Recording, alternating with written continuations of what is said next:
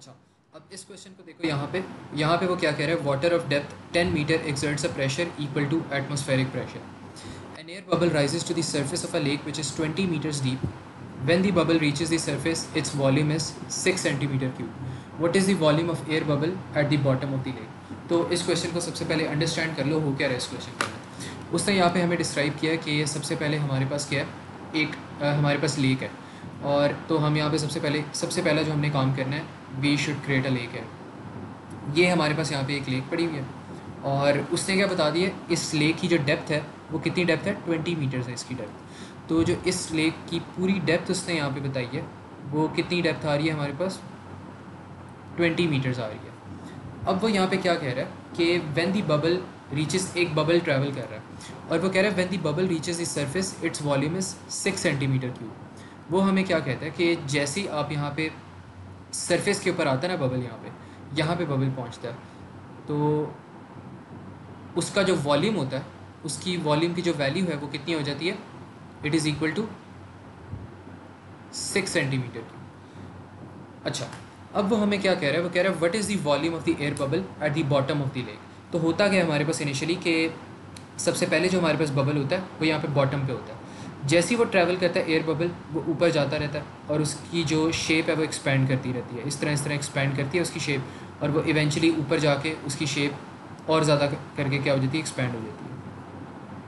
अच्छा, अब मेरा यहाँ पे एक क्वेश्चन है कि जैसी बबल कोई ट्रैवल करता है बॉटम से लेकर टॉप तक, तो उसकी शेप जो है वो आहिस्ता आहिस्ता एक्सपैंड की होती है जैसे वो सरफेस पे जाता है। Any particular reason for this?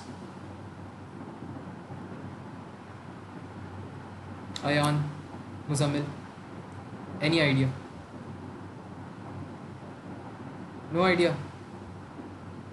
चलो मैं बता देता हूँ। अच्छा, होता क्या बेसिकली कि अच्छा होता हमारे पास ये है, क्या हो गया है हम, अच्छा बेसिकली हमारे पास क्या हो रहा था कि जब भी हम यहाँ पे एयर बबल जो होता है ना हमारे पास बॉटम पे होता है, तो हमने पढ़ा था, हमने प्रेशर का कॉन्सेप्ट पढ़ा था। जब भी हमारे पास यहाँ पे इमेजिन ये आपके पास एक फ़िश टैंक पड़ा हुआ है और फिश टैंक के बॉटम के ऊपर आपके पास एक बबल पड़ा हुआ है।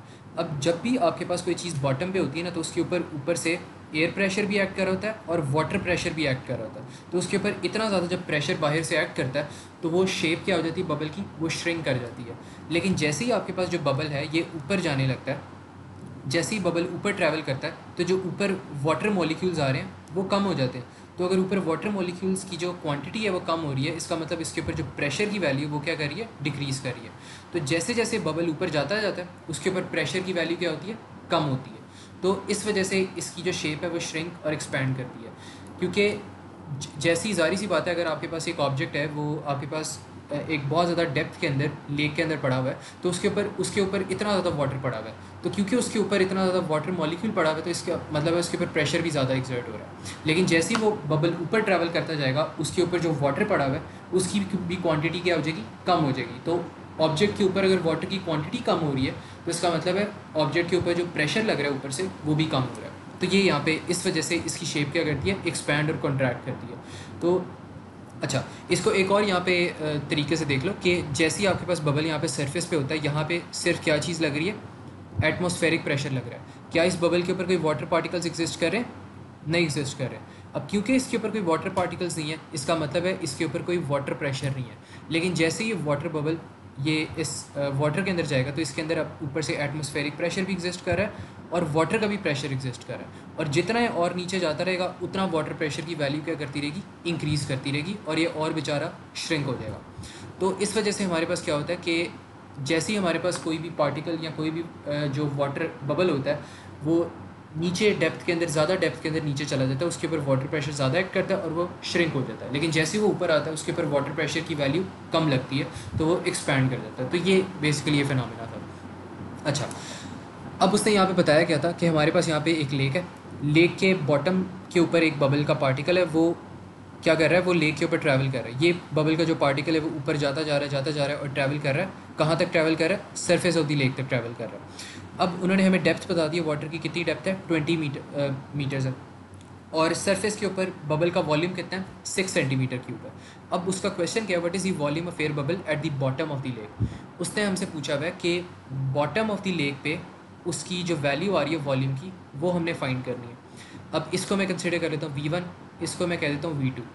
ये मेरे पास वॉल्यूम 1 है, ये मेरे पास वॉल्यूम 2 है। वॉल्यूम 2 मैंने फाइंड करना है जो कि बॉटम में उसका वॉल्यूम है एयर बबल का। अच्छा, अब एक आप लोगों ने फार्मूला यहाँ पे पढ़ा होगा, अगर आप लोगों को याद हो तो ये फार्मूला आप लोगों के पास था P1 V1 is equal to P2 V2।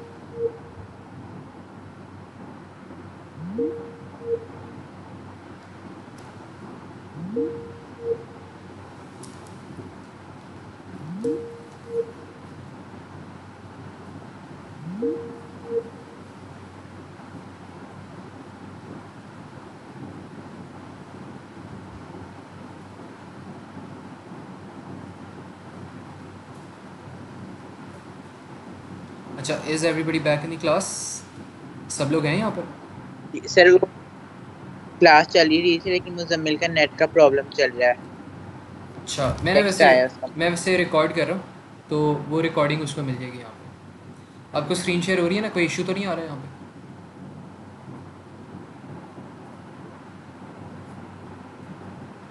Ayan, आपको तो नहीं कोई इशू इंटरनेट का?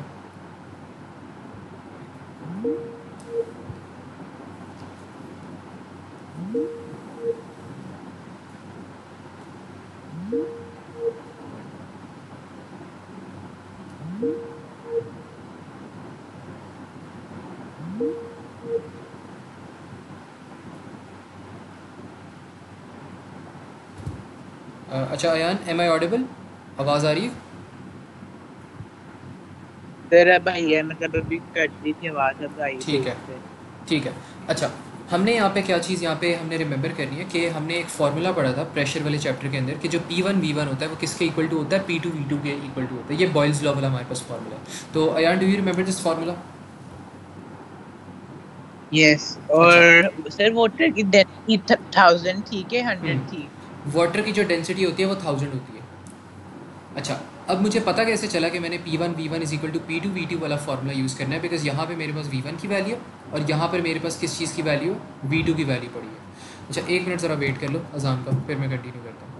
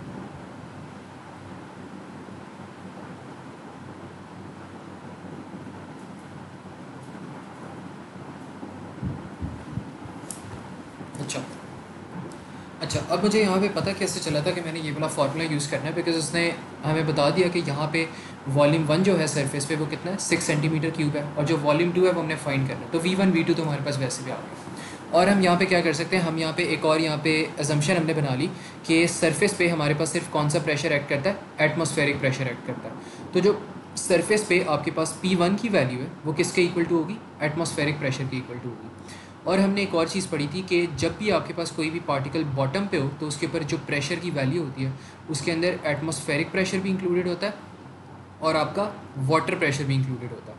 तो जो आपके पास एटमॉस्फेयर P1 की वैल्यू वो एटमॉस्फेरिक प्रेशर के इक्वल टू है P2 की value atmospheric pressure plus water pressure के इक्वल टू है V1 की वैल्यू 6 के इक्वल टू है V2 की वैल्यू आपके पास आपने फाइंड करनी है, ठीक है। तो इसमें उसने क्वेश्चन के सबसे पहले पार्ट में अब हमने क्या करना है, एटमॉस्फेरिक प्रेशर की वैल्यू कैलकुलेट करनी है, और इसकी अगर वैल्यू आपने कैलकुलेट करनी है तो उसने आपको एक बहुत बड़ा यहाँ पे हिंट प्रोवाइड किया हुआ है कि water of depth 10 metre exerts a pressure equal to atmospheric pressure.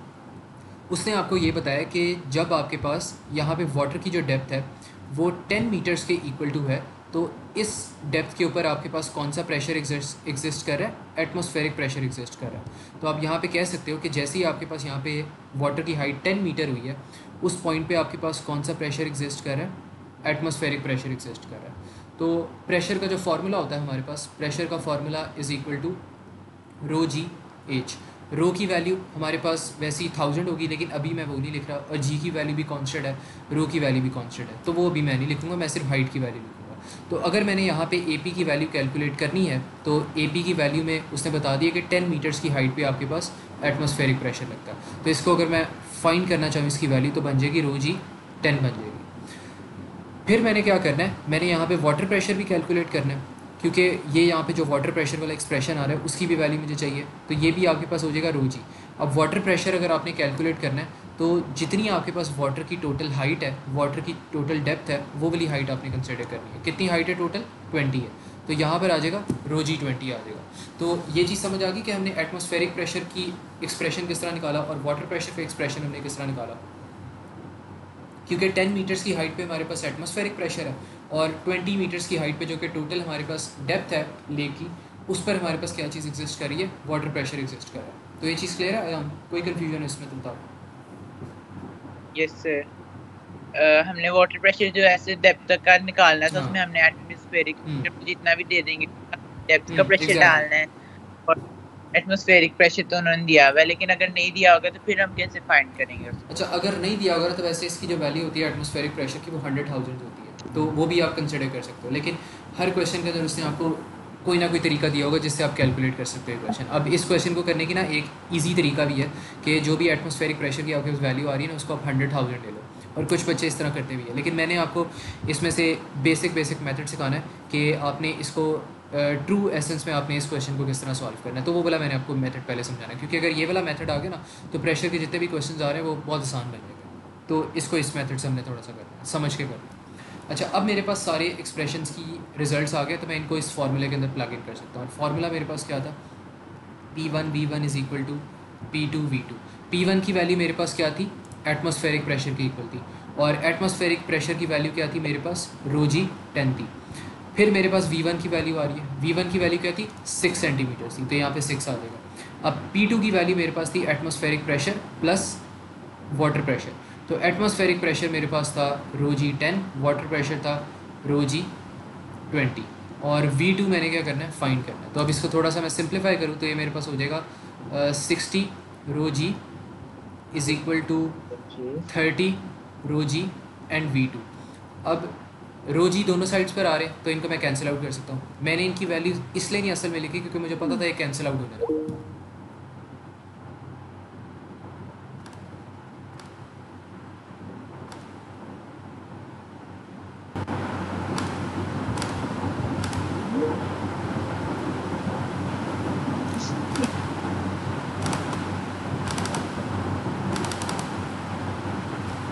अच्छा, अब मैंने क्या करना है, मैंने V2 की वैल्यू यहाँ पे कैलकुलेट करनी है, तो V2 की वैल्यू मेरे पास आ जाएगी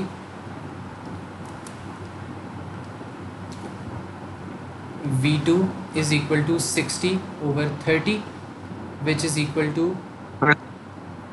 2 सेंटीमीटर क्यूब। तो ये चीज़ क्लियर है सबको, हमारे पास यहाँ पे 2 सेंटीमीटर क्यूब का आंसर आ गया। तो वॉज दैट क्लियर, इसमें कोई यस। कन्फ्यूजन हो तो पूछो, ठीक है। अच्छा, अब इस क्वेश्चन को दोबारा से जाके देख भी लेना ताकि रिवीजन हो जाए और कहीं भूल ना जाए। अच्छा, अब एक और क्वेश्चन इसके अंदर था मज़े का, वो देखते हैं।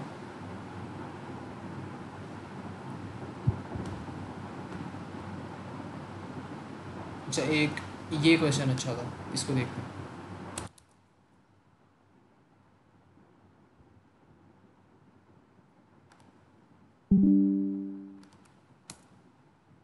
अच्छा, इस क्वेश्चन के अंदर वो क्या कह रहा है, air is trapped in a cylinder by a piston, the pressure of the air is P and the length of the air column is 20 centimetre.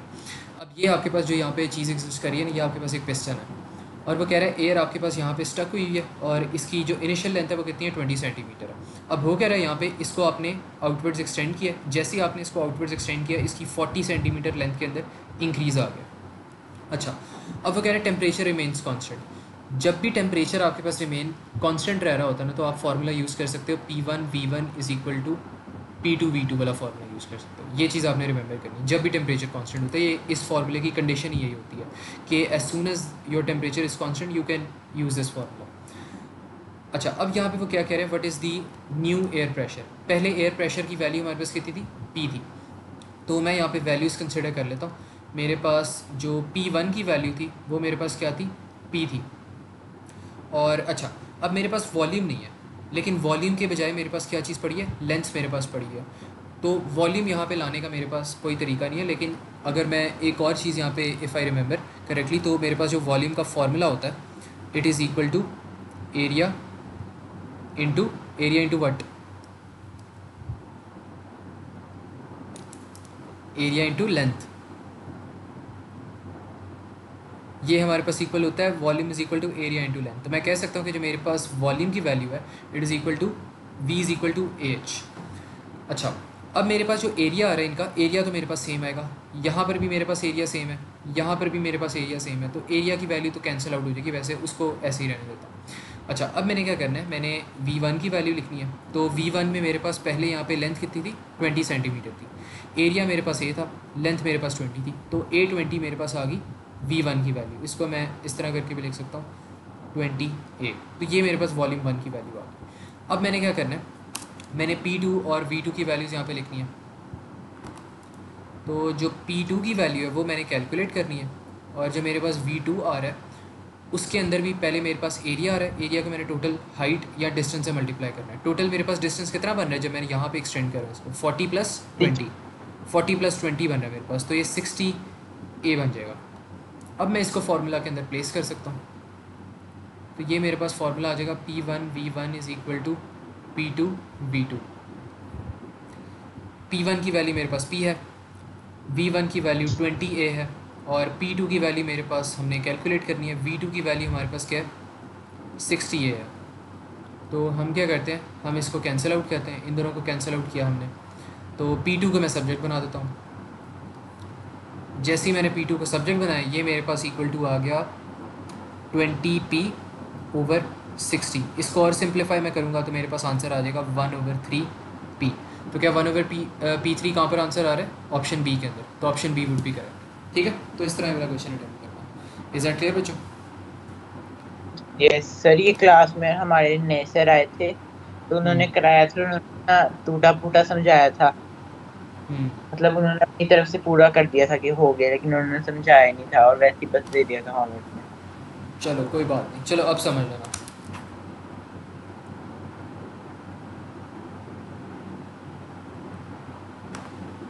अच्छा, एक और यहाँ पे क्वेश्चन कर लेते हैं। अच्छा, इसमें ये बेसिक सा क्वेश्चन है, लेकिन अक्सर बच्चों को ये कंफ्यूजिंग लगता है और बच्चे इसमें गलतियाँ कर देते हैं। इसमें वो क्या कह रहे हैं, a block of weight 900 newton has rectangular faces, the diagram shows the lengths of the sides. 3 इसकी लेंथ दी है, 0.3, 0.4, 0.5।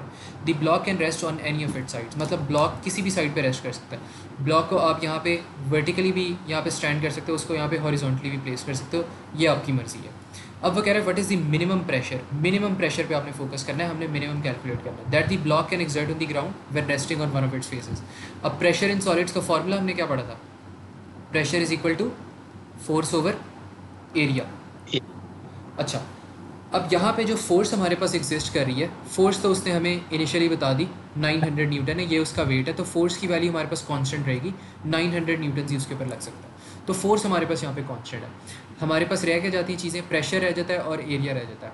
अब जो प्रेशर और एरिया का रिलेशन था हमने पढ़ा था, वो क्या, कौन सा रिलेशन था, इन्वर्स रिलेशन था। Pressure is inversely proportional to area. अब आपने क्या करना था, आपने मिनिमम प्रेशर कैलकुलेट करना है, तो प्रेशर की वैल्यू कम से कम होनी चाहिए, और अगर प्रेशर की वैल्यू कम से कम है तो एरिया की वैल्यू किस तरह होनी चाहिए, मैक्सिमम होनी ज़्यादा चाहिए। से हाँ, और मैक्सिमम एरिया की प्रेशर कैसे आ सकती है, जब आप यहाँ पे सबसे मैक्सिमम दो लेंथ्स को चूज़ करो और उनको मल्टीप्लाई करवा दो।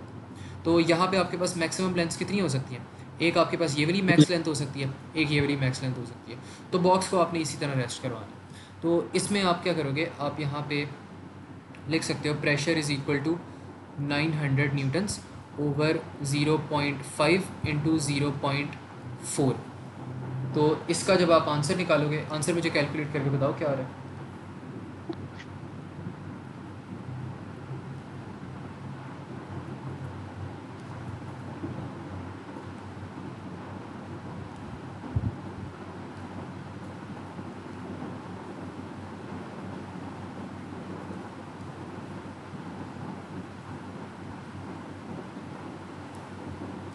सर 720 आ रहा है। 720 नहीं आना चाहिए, दोबारा से इसको रीचेक करो। ये आंसर आएगा आपका 4500 आएगा, 4500 पैस्कल्स। और ये जो आपने आंसर कैलकुलेट किया है ये आपके पास आ रहा है मिनिमम प्रेशर आ रहा है। अच्छा, अब अगर आपने मैक्सिमम प्रेशर कैलकुलेट करना हो तो उस केस में क्या करोगे? आपके पास उस केस में क्या हो जाएगा, प्रेशर का वही वाला रिलेशन रहेगा इन्वर्स। तो अब आपने क्या करना है, आपने मैक्सिमम प्रेशर कैलकुलेट करना है तो एरिया सबसे कम होना चाहिए। तो इसमें आप क्या करोगे, चूज़ मिनिमम लेंस 40 और 30 वाली को कर लेंगे हम इसमें। For max pressure. तो इसमें हमारे पास मिनिमम लेंस कौन सी आ रही है, एक हमारे पास 0.4 आ रहा है, 0.3 आ रही है। तो हम यहाँ पे लिख सकते हैं कि 0.4 मल्टीप्लाई बाई 0.3। हमने इसमें सिर्फ 2 लेंथ को करना है। हाँ जी, 2 लेंस करनी है। एरिया का फॉर्मूला ही आपके पास ये होता है, लेंथ इंटू विड्थ होता है। एरिया का फॉर्मूला आपके पास होता है यहाँ पे, area is equal to length into width, ये आपके पास होता है। और इसके जो आपके पास यूनिट्स होते हैं वो होते हैं मीटर स्क्वायर होते हैं, मीटर स्क्वायर, ठीक है। तो ये चीज़ आ गई। अच्छा, अब इसका आंसर हमारे पास आ जाना चाहिए 0.4 into 0.3, this must be equal to 7500। तो ये हमारे पास आ जाएगा 7500 पैस्कल्स के इक्वल टू। और ये कौन सा प्रेशर है, मैक्स प्रेशर है। तो ये मैक्स प्रेशर है हमारे पास। हमने चूज़ क्या करना था, हमने यहाँ पे ये वाली चीज़ चूज़ करनी है, मिनिमम प्रेशर। तो मिनिमम प्रेशर हमारे पास आ गया 4500। तो ये चीज़ क्लियर है बच्चों, कॉन्सेप्ट कि मिनिमम प्रेशर और अगर मैक्सिमम प्रेशर आ जाए तो वो किस तरह कैलकुलेट करना है। Is that clear? सर ये किसी और शेप में नहीं आ सकता, जैसे कि सिलेंडर में? और नहीं, सिलेंडर वगैरह वो टेस्ट ही करेंगे, वो आसान सी शेप आप लोगों को देंगे, ठीक है। तो उससे परेशान होने की ज़रूरत नहीं है।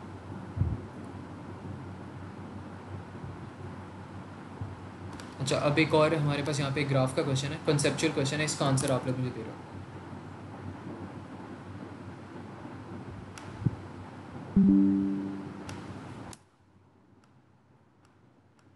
अच्छा, इसका आंसर क्या बनेगा? वो कह रहे हैं which graph shows the total external pressure acting on the submarine at different depths below the surface of the sea. You guys have 1 minute. सबसे पहले अयान आंसर बता रहा है।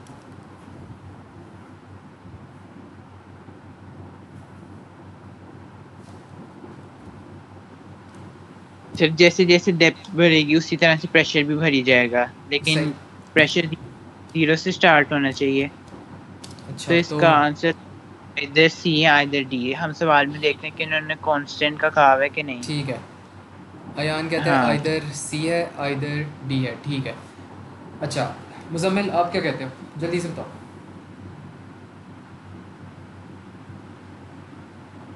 क्या? अच्छा मुजम्मिल, इसमें स्क्रीन अच्छा मुजम्मिल इशू आ रहा है कोई, चलो फिर रहने दो। अच्छा देखो सर, अब बताएं अब। अच्छा, इसमें मुझे ये जो एमसीक्यू है ना, इसका मुझे आंसर बता दो। बहुत बेसिक सा एमसीक्यू है, मैं बस कॉन्सेप्ट टेस्ट करना चाह रहा हूँ अपने बच्चों का। अननोन प्रेशर एक्टिंग ऑन अ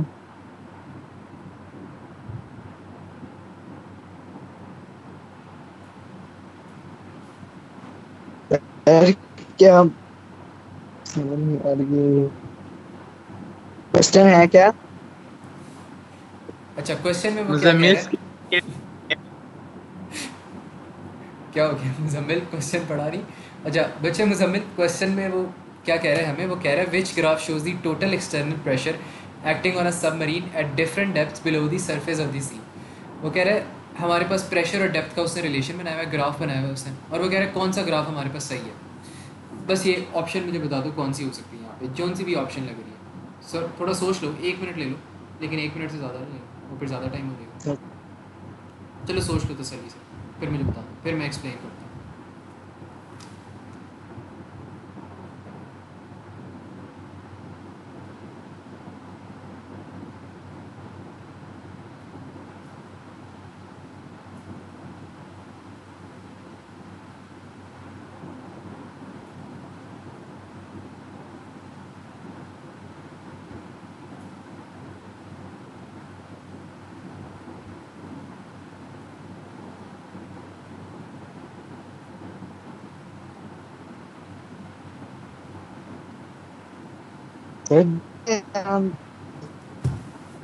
क्या होगा मुजम्मिल? आवाज़ थोड़ी सी कट गई। डी होगा, चलो ठीक है, मुजम्मिल भी कहता है डी होगा। अच्छा अब मैं इसका आंसर बताता हूँ। अच्छा देखो, क्वेश्चन उसका क्या था, विच graph shows the total external pressure acting on a submarine at different depths below the surface of the water. अब इसको ऐसा करो, आप लोग थोड़ा सा समझ के कर लो। ये आप लोग के पास एक वो आ रही है सबमरीन, ये आपके पास एक वाटर की लेक है, लेक नहीं है बल्कि इसको रिवर ही कंसिडर कर लो। इसके अंदर आपके पास क्या हो रहा है, एक सबमरीन ट्रैवल कर रही है, ये आप लोग के पास एक सबमरीन है। अच्छा अब सबसे पहले ये जो सबमरीन है ये कहाँ पर होगी, ये सरफेस पे होगी। ये जो सबमरीन है ना, इनिशियली ये सबमरीन कहाँ पे बैठी हुई है, सरफेस के ऊपर बैठी है। तो जैसे ये सबमरीन सरफेस के ऊपर है, इसके ऊपर कौन सा प्रेशर एक्ट कर रहा होगा, जल्दी से बताओ बच्चों। एक प्रेशर हमने ऊपर भी हमने बात की थी इस प्रेशर के बारे में, सरफेस के ऊपर सिर्फ कौन सा प्रेशर एक्ट करता है जी, एटमॉस्फेरिक प्रेशर एक्ट करता है। और जैसे ही सबमरीन नीचे जाती रहती है तो इसके अंदर कौन सा प्रेशर फिर एक्ट करता है, इसके अंदर atmospheric pressure plus water pressure, दोनों प्रेशर्स इसके ऊपर एक्ट करते हैं। तो होता क्या है यहाँ पे, सबसे पहले जब भी आपके पास डेप्थ ज़ीरो है, डेप्थ ज़ीरो का क्या मतलब होता है, यहाँ पे सरफेस के ऊपर आपके पास जो डेप्थ होती है ना वो ज़ीरो होती है। जब आप सरफेस पे हो ना तब आपके पास डेप्थ ज़ीरो है, और सरफेस के ऊपर हमारे पास कौन सा प्रेशर एग्जिस्ट कर रहा है, एटमॉस्फेरिक प्रेशर एग्जिस्ट कर रहा है। तो अगर ऑप्शन सी को आप लोग देखो तो ऑप्शन सी में डेप्थ ज़ीरो पे उसने कह दिया प्रेशर ज़ीरो है, ये चीज़ गलत होगी। ये चीज़ इसलिए गलत होगी क्योंकि यहाँ पे एटमॉस्फेरिक प्रेशर नहीं है। इसी तरह ये चीज़ भी, ये ऑप्शन भी गलत होगी क्योंकि यहाँ पर भी डेप्थ ज़ीरो पे प्रेशर ज़ीरो है, जबकि ये चीज़ नहीं होनी चाहिए। तो ये चीज़ भी हमारे पास गलत होगी। डेप्थ ज़ीरो पे हमारे पास कोई ना कोई एटमॉस्फेरिक प्रेशर की वैल्यू ज़रूर एक्ट करनी चाहिए। तो या तो हमारे पास ऑप्शन बी हो सकता है या तो ए हो सकता है। अब ऑप्शन बी हमारे पास इसलिए नहीं होगा बिकॉज कभी भी जो आपके पास प्रेशर और जो डेप्थ का रिलेशन है वो आपके पास डायरेक्ट रिलेशन नहीं होता। हमेशा जो आपके पास ये वाला रिलेशन होता है ये आपके पास इन्वर्स करके रिलेशन आ रहा होता है। जो भी बल्कि इन्वर्स वाला रिलेशन कह रहा हूँ मैं यहाँ पे, ये जो आपके पास इसका होता है ना, ये इंक्रीज़ करता रहता है। जैसे जैसे आपके पास डेप्थ इंक्रीज़ करती है आपके पास प्रेशर भी इंक्रीज़ करता है। तो बल्कि इसमें आई थिंक मैंने एक चीज़ गलत कह दी है। आई थिंक इसमें ऑप्शन आप लोग की ना बी करेक्ट होगी, ऑप्शन बी करेक्ट होनी चाहिए। क्योंकि इसके अंदर क्या हो रहा है, इसको फार्मूला से देख लेते हैं। फार्मूला हमारे पास क्या होता है, pressure is equal to rho g h. अब जो आपके पास रो और जो जी की वैल्यू है ये आपके पास क्या वैल्यू है, कांस्टेंट वैल्यू है। ये तो आपके पास चेंज ही नहीं करेगी क्योंकि एक तरह का आपके पास वाटर है, डेंसिटी सेम होगी, और ग्रेविटेशनल जो पोटेंशियल की वैल्यू वो भी कांस्टेंट है, सेम ही रहेगी, चेंज नहीं करेगी। तो ये दोनों आपके पास कांस्टेंट वैल्यूज़ आ गई। अब आपके पास रह के जाता है, प्रेशर रह जाता है और आपके पास हाइट रह जाती है। तो इनका अगर हम रिलेशन डिराइव करें तो ये आपके पास किस तरह का रिलेशन यहाँ पे बन जाएगा, डायरेक्ट रिलेशन बन जाएगा। यहाँ पे pressure is directly proportional to height, ये आपके पास यहाँ पे इनका रिलेशन यहाँ पर आ रहा है। तो जैसे जैसे आपके पास हाइट इंक्रीज़ करिए वैसे वैसे प्रेशर इंक्रीज़ करेगा। और हमने डायरेक्ट रिलेशन का ग्राफ पढ़ा था, वो किस तरह का होता है, स्ट्रेट लाइन ग्राफ होता है। तो इस तरह का आपके पास ग्राफ बनता है। तो इस वजह से आपके पास ऑप्शन बी हो जाएगी। इसमें ये वाली चीज़ आपके पास इंक्लूडेड क्यों नहीं होगी, because not a straight line graph. तो इस वजह से ऑप्शन ए आपके पास इनकरेक्ट होगी और ऑप्शन बी करेक्ट होगी। ठीक है, तो ये आपके पास आ रहा है स्ट्रेट ग्राफ, ये भी टेक होगी कंडीशन, और आपके पास यहाँ पे एटमॉस्फेरिक प्रेशर की जो वैल्यू वो भी एग्जिस्ट करी, इस वजह से ऑप्शन बी होगा। तो बच्चों क्लियर है? Yes sir. ठीक है। अच्छा मैं इसकी पीडीएफ अपलोड कर दूंगा जीसीआरएस के ऊपर, नोट्स को दोबारा से ना रिवाइज़ कर लेना आप लोग, तो उनको चेक कर लेना।